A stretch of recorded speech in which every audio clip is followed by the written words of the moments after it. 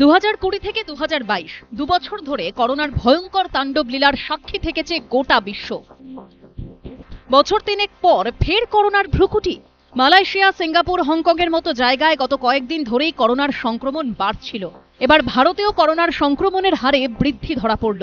এবার রাজ্যেও একদিনে একাধিক করোনা আক্রান্তের হদিশ মিলল। কলকাতার কাঁকড়গাছির একটি নার্সিং হোমে এক প্রসূতির করোনা সংক্রমণ ধরা পড়েছে। নমস্কার বন্ধুরা, এই মুহূর্তে তোমাদের সকলের জন্য একটা বিরাট আপডেট। বর্তমানে করোনা আক্রমণ কিন্তু আবারও বেড়েছে। বর্তমানে করোনা আক্রান্তের সংখ্যা রাজ্যে এবং দেশে এক প্রকার বেড়েই চলেছে। আমাদের রাজ্যের একাধিক মানুষের করোনা সংক্রমণ ধরা পড়েছে, এই বিষয়ে তোমরা অনেকেই অবগত আছো। বর্তমানে সামনেই তোমাদের স্কুল খোলার দিন আছে, সেই সম্পর্কে তোমরা সকলেই জানো। 2রা জুন তোমাদের স্কুল খুলবে, এমনই কিন্তু নোটিফিকেশন দেওয়া ছিল।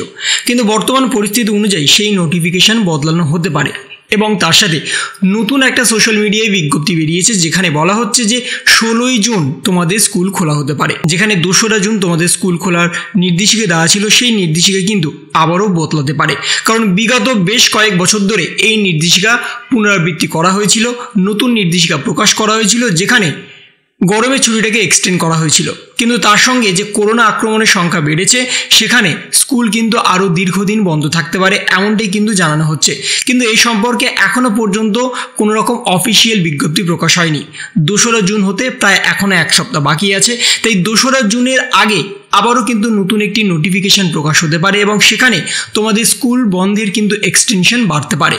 কারণ বর্তমানে যে হারে করোনা সংক্রমণ বাড়ছে এবং তার সাথে বিগত কয়েক বছরের যে নির্ধারিত সময়, সেই নির্ধারিত সময়ের থেকে বাড়তি তোমাদের ছুটি দেওয়া হয়েছিল, সেই সব কিছু বিবেচনা করে কিন্তু নতুন একটি বিজ্ঞপ্তি আসতে পারে, এমনই কিন্তু মন্তব্য করা হচ্ছে। এবং সেখানে তোমাদের স্কুল আরও দীর্ঘদিন বন্ধ থাকতে পারে এবং এই দীর্ঘদিন স্কুল যদি বন্ধ থাকে, তাহলে তোমাদের একাদশ এবং দ্বাদশের পরীক্ষাও কিন্তু পিছিয়ে যেতে পারে।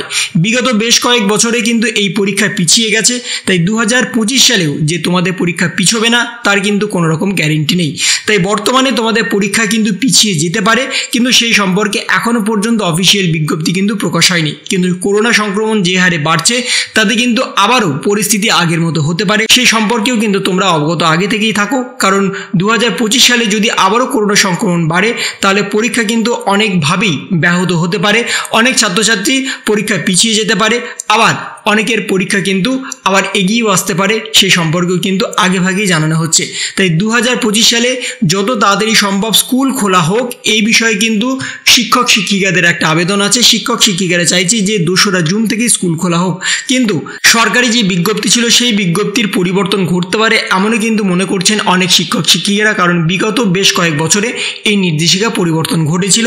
তাই 2025 সালে যতক্ষণ না পর্যন্ত ফাইনাল নোটিফিকেশন বা ফাইনাল দিনের কোনো একটা নোটিফিকেশন আসছে যে তোমাদের স্কুল ওই দিনেই খুলছে, সে সম্পর্কে কিন্তু এখনো পর্যন্ত একটা দোলাচল থেকে যাচ্ছে।